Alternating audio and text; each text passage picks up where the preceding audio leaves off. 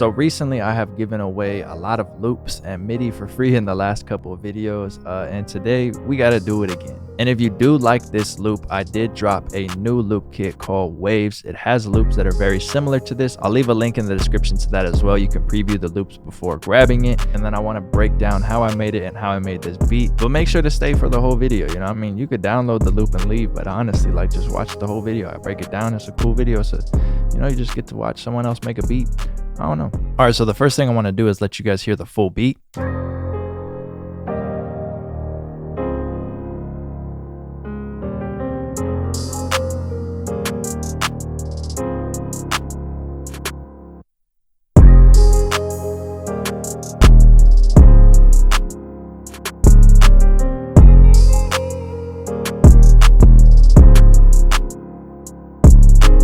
So as mentioned, I am going to let you download this loop for free, and I wanted to make a tutorial out of how I made this entire beat. All right, so the first thing that I want to let you hear is the actual loop by itself. So as you can see, these are all the parts of the loop.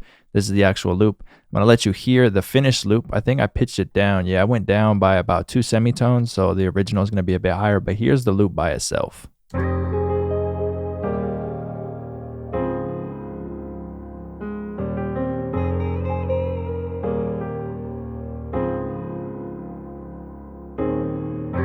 So that's the one you're going to be able to download. So there's a little bit of a funny story behind this actual vocal right here. I mean, nothing too funny, but it's kind of like, oh, that's funny. So anyways, let's go ahead and break down the beat from start. So I'm going to start off with the keys. Now remember, the sample was down 2 semitones.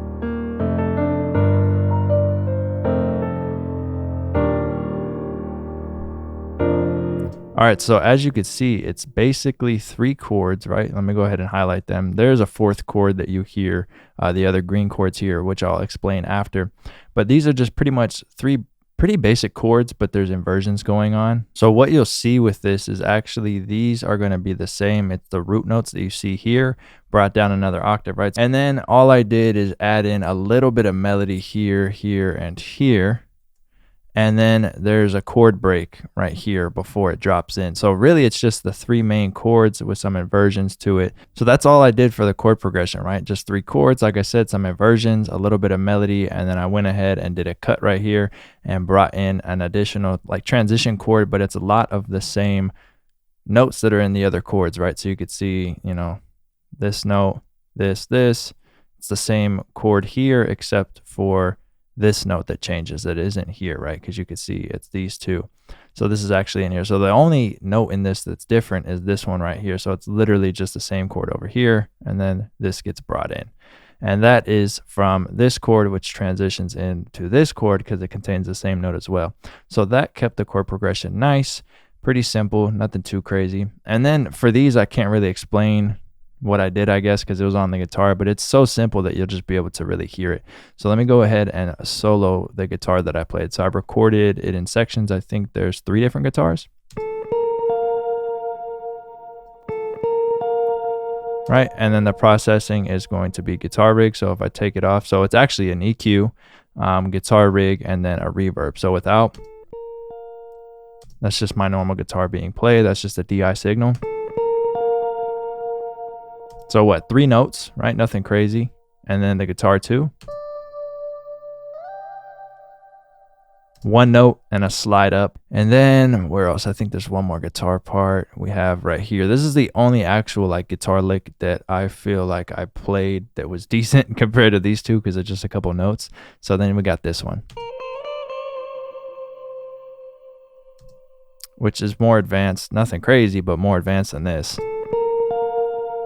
So all those together bring this in. Let me actually move this vocal up. And then bring in the keys. That slide works really well right there. And when I'm creating guitar parts on the guitar, all I do is try to find like little pockets. So you'll see that on this one, right, it kind of stops right here. So what I did is bring in a note right here that kind of sounded similar and matched the tone. And then I did the slide, but the slide falls where this one ends. And what that really does is just allow it to also blend in with this chord and not clash with what's going on here, because there's 3 notes, right? So there's the part here, then like right here, if you're looking at this little 4-way thing that I'm showing, and then there's one right here, and then I have the slide go. So if you hear it,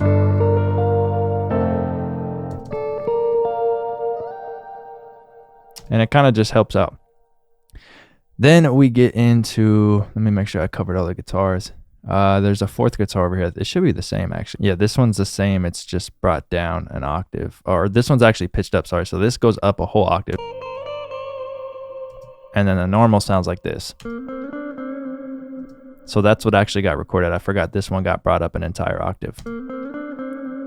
So then that with the piano. Same over here, just up an octave. So then we get into like the one little vocal chop that's in it, this. All right, so this is the part of the video where I said that this is gonna be kind of like a throwback, because Tim actually did this. He FaceTimed me in the middle of me making the loop. I was probably on the guitar. No, I was actually trying to add vocals. So I had all the guitar done. And then he FaceTimed me, and I had auto-tune, reverb, and an EQ loaded on this mic, and it was ready to go. So when he FaceTimed me, I was messing around. I played the beat, and then I told him, I put the phone to the mic, and I told him to sing to the beat. And I don't know what he did. He just hit like one note, and then I just chopped it out. The beat was still in the back. I don't even know how we got this, but somehow he just hit one note, and with the auto tune, it worked out. So I added it into the beat. And then there's one more over here. So then the whole thing ends up sounding like this.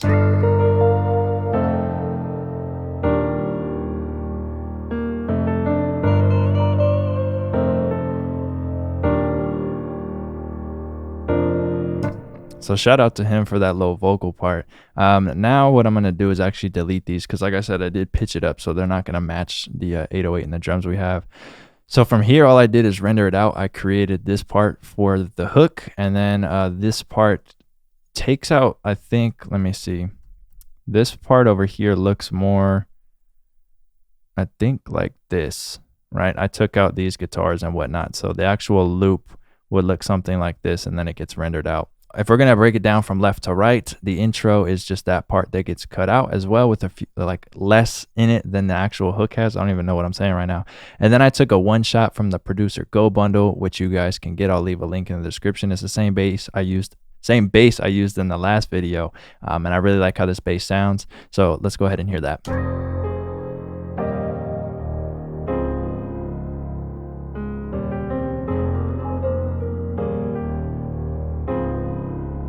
It's a very aggressive bass. If we bring it up, it can sound cool too. It kind of sounds like some strings. So that's one of my favorite one shots from it. There's like 41 shots. It's a whole bundle of a bunch of different stuff, but in there's about 41 shots, and that is one of them. Like I said, I'll have a link in the description if you want to check it out. So then it goes over to, you know, the snares and claps that get brought in, but I'm going to just break those down over here because it is the same thing and it would make more sense. So if we first start off, we just have the clap that lands on the 3.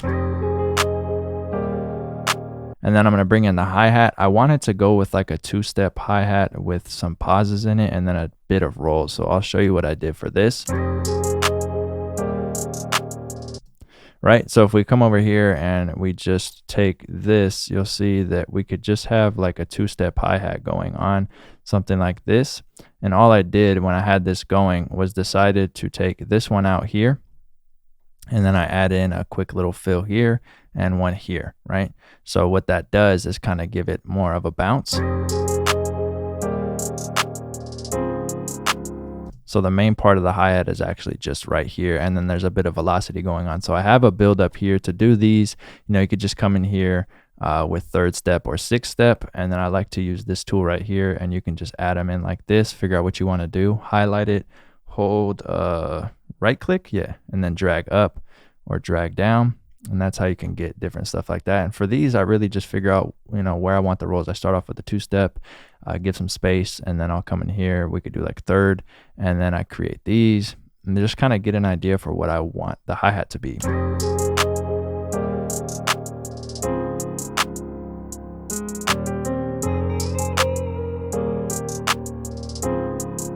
And that just gives a lot more bounce than if we just had a 2-step. which sounds cool. It doesn't sound bad, but this sounds a lot better for this beat, and it matches, I feel like it matches the guitar and the chord progression a lot better, like the actual swing and movement the beat already had. And you'll hear in a lot of these type of beats that there are spacings where things, you know, get taken out. So it kind of has space in the hi-hat, and it's not always going consistently.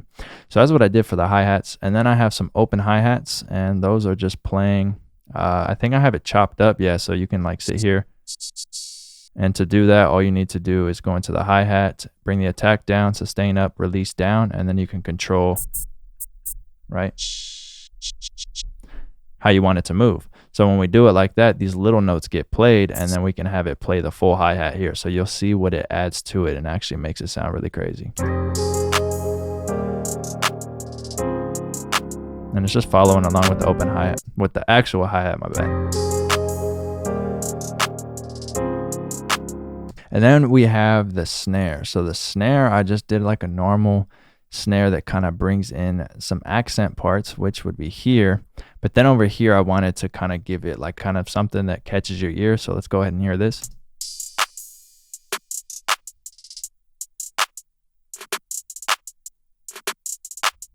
And you'll hear that kind of sounds like messy, right? And I did that on purpose. So what I did for that is bring these velocities down really low, then this one, then it goes back to normal. And then I went over to pan, and I actually have them panning from left to right here. And what that does when everything's in is add a bunch of movement. And then for the 808, I went real simple with the 808. So we can go ahead and look at what I did for the 808. It just follows the root notes. There's nothing crazy. There's a little bit of variation from this side to this side. So I'll go ahead and play it so you can see.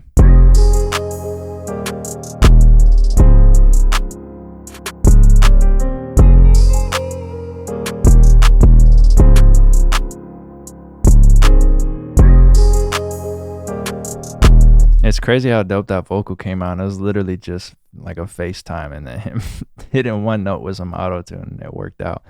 And then the kick gets added in as just an accent on some of the 808 notes. So I'll go ahead and play that.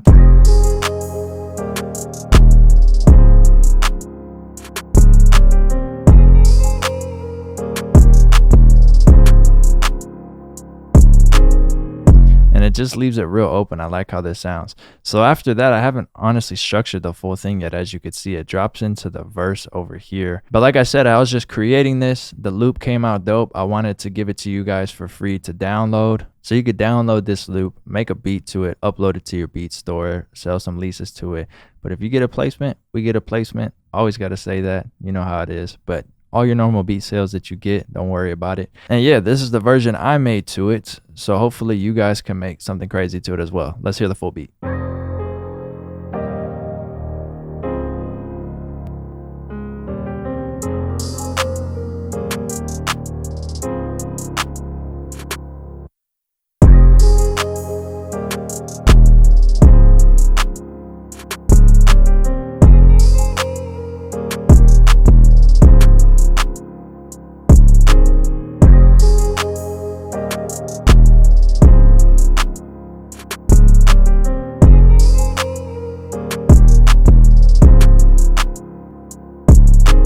All right, as always, thank you guys so much for watching. If you did like this video, leave a thumbs up. You guys can follow me on all social medias at Lifestyle Did It. Make sure to hit my site, lifestyledidit.com, for everything else.